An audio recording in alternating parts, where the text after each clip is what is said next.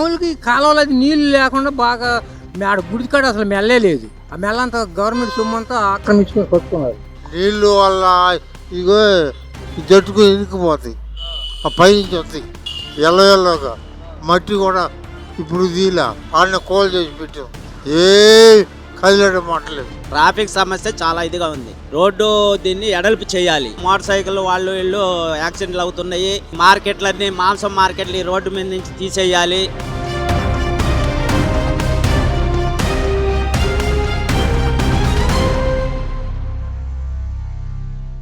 ఇది మన చేంగుర్తి మున్సిపాలిటీ. ఇక్కడ డ్రైనేజ్ సిస్టమ్ చూడండి ఒకసారి, మీరు గమనించండి ఎలా ఉందో. డస్ట్ అంతా పేరుకుపోయి, ఆ పైన చెత్త చెదారంతా పేరుకుపోయి, వాటర్ సరిగ్గా ఫ్లో లేక మస్కిటోస్ ఇవన్నీ చేరి ఈ వ్యాధులకి వీటన్నిటికీ ఇదే కారణం అవుతుంది.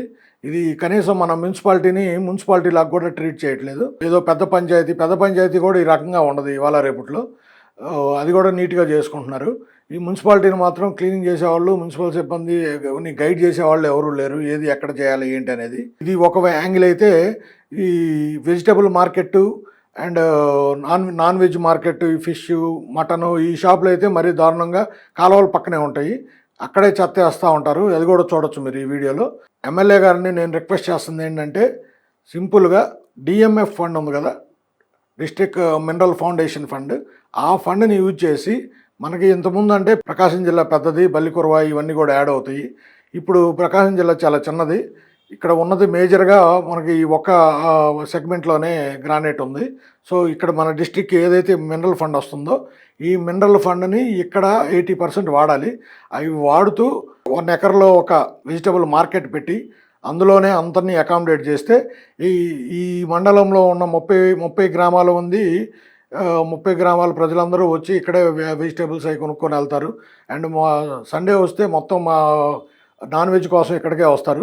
వీళ్ళందరికీ ఒక ప్లేస్లో ఒక 1 ఎకర్, హాఫ్ ఎకర్లో ఒక వెజిటేబుల్ మార్కెట్ పెట్టి ఆ మార్కెట్లో అందరినీ అకామిడేట్ చేస్తే ఈ వెండర్స్ అందరినీ దట్ విల్ బి బెనిఫిషియల్. అది బాగా యూజ్ అవుతుంది. అండ్ దాన్ని కొంచెం హైజీనిక్గా మెయింటైన్ చేసుకుంటే మనకి చాలా వరకు సమస్యలు తగ్గిపోతాయి.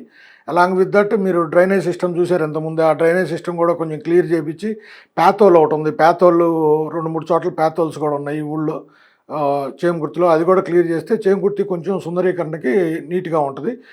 సో స్టాండర్డ్గా ఉంటుంది కాబట్టి మనకు కొంచెం వ్యాధులు కూడా రాకుండా పోతాయి. మనం ఇక్కడ ఒక హాస్పిటల్ కూడా కట్టుకోవచ్చు. ఇమ్మీడియట్ రిక్వైర్మెంట్ ఇప్పుడు ఉన్నది ఒక హాస్పిటల్, ఒక vegetable and non veg market, and along with that ఒక స్కూల్. ఈ గ్రానైట్ ఎవరైతే వీళ్ళందరూ ఉన్నారో, గ్రానైట్ క్వారీయింగ్ చేసేవాళ్ళు, వీళ్ళందరి దగ్గర ఫండ్ కలెక్ట్ చేయొచ్చు. Or otherwise 1 or 2 people, big people ఉన్నారు, ఆ బిగ్ పీపుల్ ఆల్రెడీ ప్రామిస్ చేస్తున్నారు మంచి స్కూల్ ఒకటి పెట్టిస్తామని.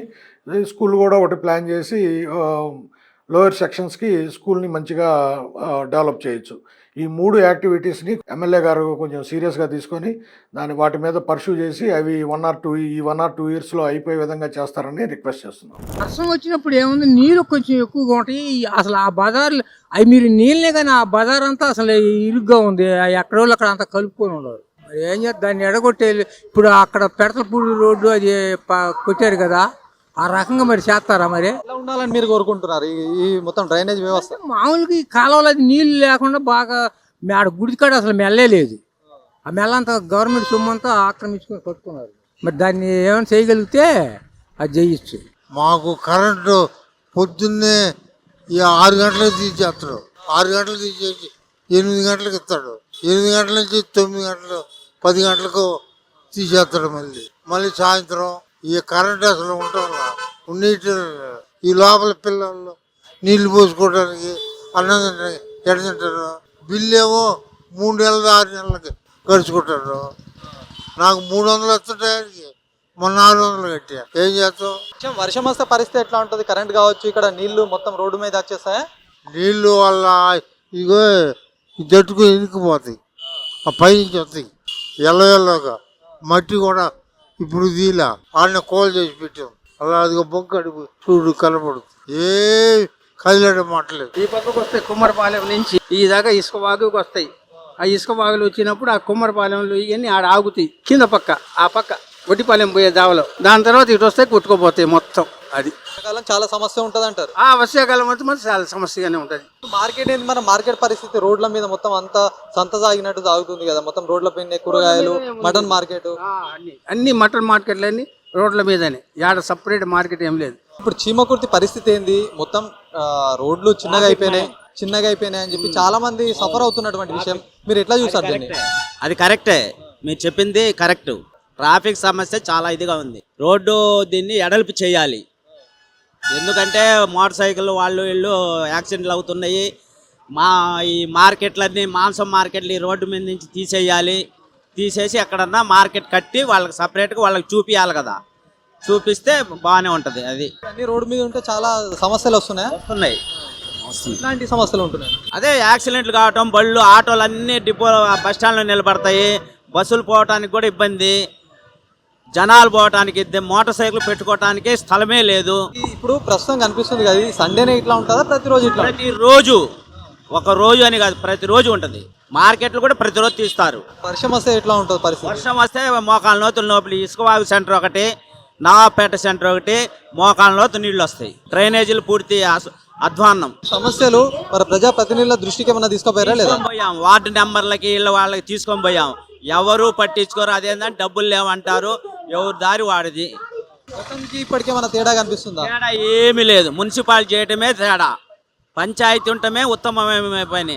మున్సిపాలిటీ చేయటం చేతగాని పని. అది వాళ్ళ కోసం, రాజకీయ నాయకుల కోసం చేసుకుందే. అది తప్పనించి ప్రజల కోసం అయితే కాదు. అంతకుముందు పంచాయతీ ఎట్టుందో ఇప్పుడు కూడా అదే స్టేజ్లో ఉంది. మున్సిపాలిటీ అంత చేయటం దండగ దీనికి. ఆ రోజు ఎలా ఉందో ఈ రోజు అదే పరిస్థితి. పన్నులు కట్టాలన్నా మాకు బాధేస్తుంది. మున్సిపాలిటీ వల్ల దానివల్ల ఒక పార్కు లేదు, ఒక ఉండటానికి బళ్ళు పెట్టుకోవటానికి వసతి లేదు, ఏమీ లేవు. కానీ ఊరకెందుకు చేయటం దండగ కదా.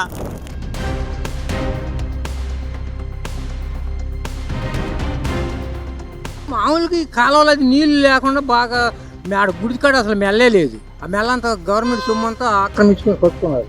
నీళ్ళు వల్ల ఇగో ఈ జట్టుకు ఇనికిపోతాయి, ఆ పైనుంచి వస్తాయి ఎల్లగా.